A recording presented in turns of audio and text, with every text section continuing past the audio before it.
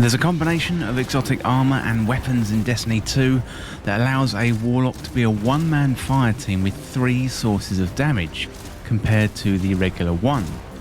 Today I'm going to go through this Warlock PVE build and show you how you can roam around PVE content with 2 extra turrets helping you cause maximum damage in PVE.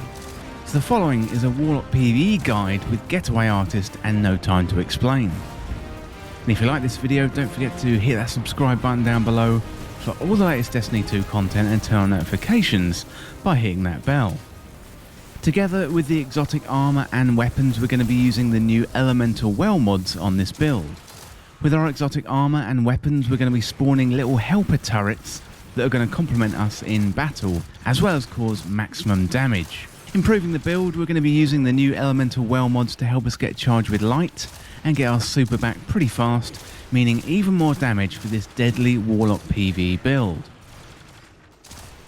Well, let's dive right into the build, and we're going to start off with the armour. So for this build, we're going to be using the Getaway Artist, and this is an exotic Warlock set of gauntlets. And looking at the perks, we've got Dynamic Duo, so convert your Arc Grenade into a supercharged Arc Soul, and the Arc Soul functions as an autonomous turret. And we also get increased mobility. So here we're going to be taking advantage of Dynamic Duo, where we can turn our Arc Grenade into a little Arc Buddy that's going to help us take down enemies. So this one is powerful on its own, but when paired with No Time to Explain later on in the build, we're going to have a tag team of deadly turrets that are going to help remove enemies from our path with ease. And if you want to get Getaway Artist, you can check out Zur at the weekend, sometimes he sells it. And if you don't have it, you can always pick up the exotic engram from Zur for a chance at a drop of those gauntlets. And you can also get Getaway Artist as a random world exotic drop, so make sure you check out your exotic engrams and hopefully you'll get a drop of the Getaway Artist. Next up, let's have a look at the subclass. So for this build, I'm going to be using the attunement of the elements, which is Bottom Tree Stormcaller. So for the perks on this one, we've got Rising Storm. This electrocuting melee ability recharges your super, grenade and melee energy. We've also got Landfall, so on casting Storm Trance, you fire a bolt of lightning into the ground, creating a devastating shockwave under you. We've also got Electrostatic Surge, so your rift lasts longer and it charges faster when allies are near. And finally, we've got Arc Soul, so your rift now grants you or an ally that uses it an Arc Soul to aid in battle. There's a couple of benefits here to the subclass, and first of all, it's Rising Storm. So given we're using elemental ordnance to help us generate elemental wells, that's going to help us get our super back nice and fast. Rising Storm is going to help us generate grenade energy, and when this is paired with Demolitionist perk on one of our weapons, we're going to have plenty of grenades to help create elemental wells. Arc Soul is also going to be useful, as when we cast our rift, this is going to grant us or one of our allies an Arc Soul to help us out in battle. So it's not only us that's going to have more firepower, we can also share this benefit around the fire team too. Well, next up, let's have a look at the weapons. So for this build, I'm using the Arc Affinity with the subclass to help us generate elemental wells. I'm using No Time to Explain in the kinetic slot, Salvage's Salvo in the energy slot, and Temptation's Hook in the power slot. The only must-have weapon here is the No Time to Explain, so if you want to mix and match the weapons, then that's fine. So it's good to have a weapon with the Demolitionist perk here for the grenade energy regeneration, plus something that benefits from charge with light damage improvements. And this build, I'm going to be using Lucent Blade. So No Time to Explain is one of the best pulse rifles in Destiny 2 hands down. It's really versatile and useful in both PvE and PvP. It's a 340 RPM pulse, making it good for medium and long range encounters, and it packs a serious punch. But it is the perks that make the gun though, so let's check those out. First of all, we've got Rewind again, so precision shots and shots against combatants slowed or frozen by stasis will return to the magazine. We've also got Time Slip, so at 10 stacks of Rewind again, a small portal will open up shooting bullets from an alternate timeline of this weapon. And precision hits extend the duration of the portal. Salvage's Salvo is a legendary arc grenade launcher. It's got a lightweight frame with a one-shot handheld grenade launcher with remote detonation. So on here, we're going to be using Demolitionist, so kills with the weapon give grenade energy, and also Chain Reaction, where each final blow with this weapon creates an elemental damage explosion. And finally, in the power slot, I'm using Temptation's Hook, and that is an arc power sword. So in the kinetic slot, I'm using No Time to Explain, and that's going to spawn its own portal, causing another source of bullets and damage. In the energy slot, I'm using Salvage's Salvo, the pursuit weapon in Season of the Chosen.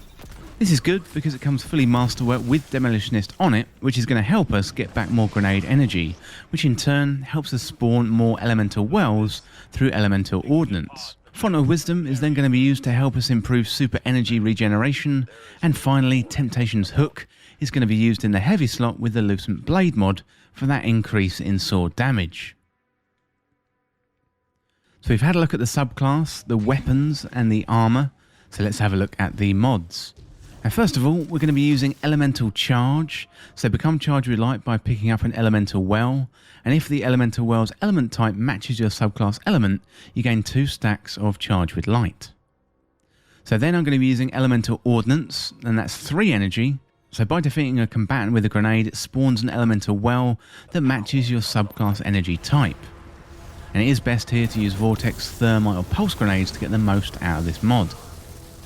I'm also going to be using Font of Wisdom, that's 4 energy, so picking up an elemental well that matches your subclass energy type grants you a temporary significant increase to your intellect and improves the recharge rate of your super.